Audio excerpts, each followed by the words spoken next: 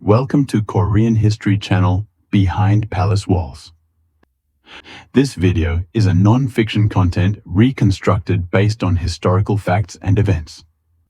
Some scenes may have been dramatized to aid viewer understanding. September 1506, Changdeok Palace Main Hall. A man was being dragged out. Though wearing the king's dragon robe, he was no longer king. Yeonsangun, the 10th king of Joseon, had turned Joseon into hell during his 12-year reign. On the day he was expelled from the palace, the people of Hanyang cheered. What had this king done to make people rejoice at his dethronement? Today we delve into the reign of madness of Yeonsangun, the most tragic period in Joseon's history. January 1494, King Sejong passed away, and a 19-year-old young king ascended the throne, Yeonsangun. Initially, he was not a bad ruler. He enjoyed learning and listened to his ministers, but no one knew. That darkness dwelt deep in his heart. Yeonsangun's mother, Lady Yeon, was deposed and executed shortly after his birth. Lady Yeon, who received Seongjong's favor, was extremely jealous. One day an incident occurred where she scratched Seongjong's face with her nails, an unacceptable act for a queen. Eventually, Lady Yeon was deposed and received poison. Young Yeonsangun was told his mother died of illness. The truth was thoroughly hidden. He was raised by his grandmother, Queen Dowager Insu, and grew up knowing his stepmother, Lady Yeon, as his mother. But palace walls could not completely hide secrets. 1504, the 10th year of his reign. Yeonsangun accidentally learned the truth about his mother. In the cruelest way possible, a single word carelessly spoken by a court lady while drunk changed his life. His Majesty doesn't even know who his real mother is. Yeonsangun could not sleep that night. From the next day, he frantically began seeking the truth. He searched through the diary of the royal secretariat and summoned court ladies from that time for interrogation. And he finally learned that his birth mother was deposed and received poison, and that countless ministers were involved in it. "Find everyone who killed my mother. Leave not a single one."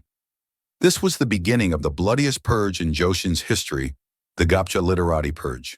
Yeonsangun hunted down everyone involved in his birth mother, Lady Yeon's dethronement and execution.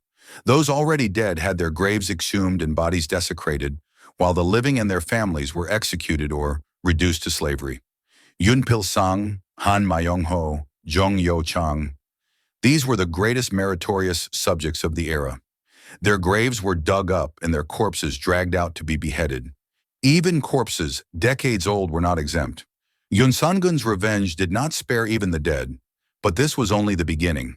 Though hundreds died in the Gapja Purge, Yeonsangun's rage did not subside. Rather, having tasted blood, he became even more cruel.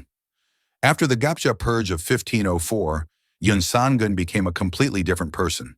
His mother's tragic death had driven him to madness, and that madness soon began to devour all of Joseon.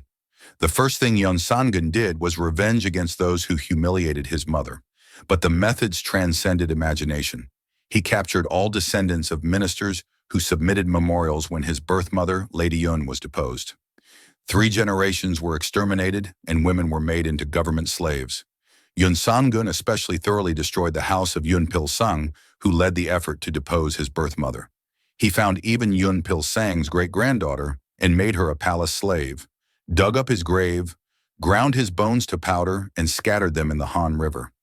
"You shall not rest in peace, even in death." But Yeonsangun's madness did not stop there. In 1506, he issued an even more shocking order, the Prohibition of Hangul use. The reason was absurd. Hangul wall posters criticizing Yeonsangun had appeared on palace walls and gates. Someone had written insults against the king in Hangul.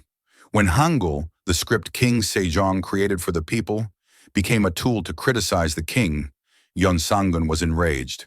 "Anyone who teaches, learns, or uses Hangul shall be severely punished." What was more shocking was the method of punishment.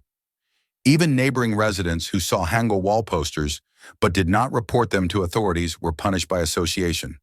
If one household used Hangul, the entire village was in danger. When a Hangul wall poster was discovered in a Hanyang neighborhood, dozens of nearby residents were interrogated, and more than 10 were beaten to death with cudgels. Knowing Hangul itself became a crime in this bizarre era. Yeonsangun ordered all books written in Hangul to be burned. Precious Hangul texts, including the Jungjong Restoration manuscript, were consumed by flames. People had to secretly burn even Hangul letters in their homes. According to one unofficial history, when a Hangul letter sent by a Yeonbang family wife to her mother was discovered, even her husband was dismissed from office. The script King Sejong created so devotedly for the people became an object of terror to them. But Yeonsangun's tyranny did not end there. Rather, the true madness was just beginning. Having finished avenging his mother, Yeonsangun now began destroying the nation for his own pleasure. Yeonsangun began turning the palace into a giant pleasure district. He recruited thousands of courtesans and forcibly brought beauties from all over the nation. He gave them the name Heungcheong. The expression Heungcheong, reckless debauchery, still originates from here. From 1505, Yeonsangun's madness reached its peak. He decided to make the vast land between Changdeok Palace and Changgyeong Palace his personal playground. The problem was that people were already living there. Demolish all houses on this land and drive out the people. Following Yeonsangun's orders, thousands of homes were forcibly demolished. People lost their homes overnight and were driven out. There was no compensation. Those who protested were beaten with cudgels, and severe cases lost their lives. What was created this way was Yeonbang, a giant pleasure space. According to the diary of the Royal Secretariat, its size reached an astounding 100,000 pyong. Artificial ponds were dug here, pavilions built, and all kinds of exotic flowers planted. What Yeonsangun did in Yeonbang truly transcended imagination. Every night he summoned hundreds of courtesans and Heungcheong for banquets. Wine and music continued all night, and the king only went to bed at dawn. One unofficial history tells an even more shocking story. Yeonsangun created a special courtesan group called Unpyeong, all of whom were women from Yeonbang families. He forcibly made daughters and wives of ministers who opposed him into courtesans. Indeed, Yeonsangun thoroughly destroyed families of ministers implicated in purges.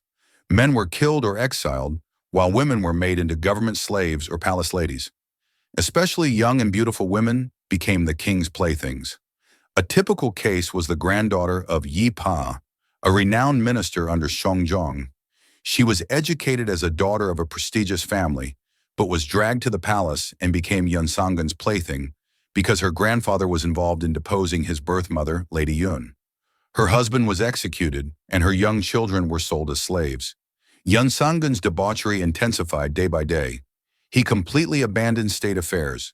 No matter how many memorials ministers submitted, he did not read them, and had no interest even when people starved to death. He dispatched Chaehongsa throughout the nation to recruit beauties. Ages between 13 and 20, height and appearance individually measured for selection. Even married women were not exempt. If the king wanted, they forcibly divorced husbands and brought them. In one region, when Chaehongsa arrived, parents deliberately scarred their daughters' faces or quickly married them to old men. Such was the people's terror. The number of women dragged to the palace varies by record, but exceeded at least 10,000. The cost of feeding and housing them was astronomical. The national treasury was depleted and taxes kept rising. Yeonsangun imposed harsh taxes on the people for his pleasure.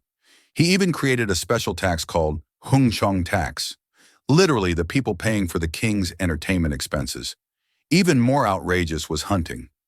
Yeonsangun, obsessed with hunting, designated Seoul suburbs as gold markers. He turned even land where people farmed into hunting grounds. Entering inside gold markers, let alone catching animals within, was punishable by death. There is a record of a farmer being summarily executed for plowing a field inside gold markers. Another farmer caught a tiger inside gold markers after it killed his ox and was also executed. It became a world where animal lives were more precious than people's lives. Yeonsangun's extravagance had no end. He imported tens of thousands of bolts of silk from China and lavishly spent gold and silver treasures. One day he would have new clothes made, and if displeased, tear them up on the spot. At palace banquets, delicacies were served but discarded after 1 or 2 bites. All that food rotted and was thrown away. Meanwhile, people dying of starvation proliferated in Hanyang streets. What happened when ministers remonstrated? Yeonsangun mercilessly executed remonstrating ministers. A minister named Kim Gwangpil was beaten to death with cudgels for criticizing the king's debauchery. His corpse was left in the streets for days as an example. The court fell completely silent. Ministers who valued their lives kept their mouths shut, and only sycophants who flattered flourished.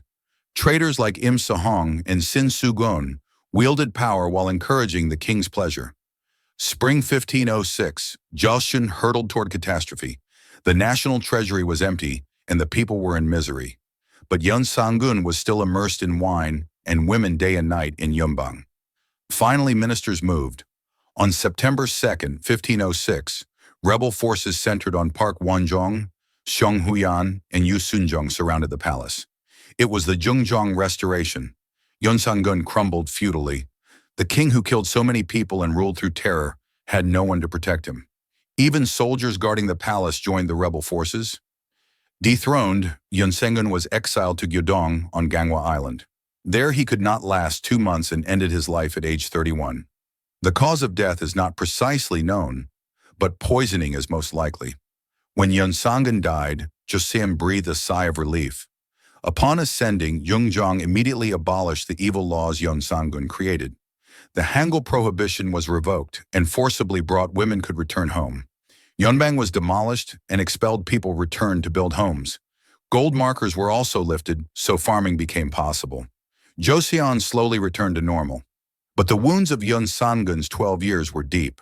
Thousands lost their lives, and tens of thousands had their lives destroyed. Hangul's development regressed decades, and Joseon's national power greatly weakened.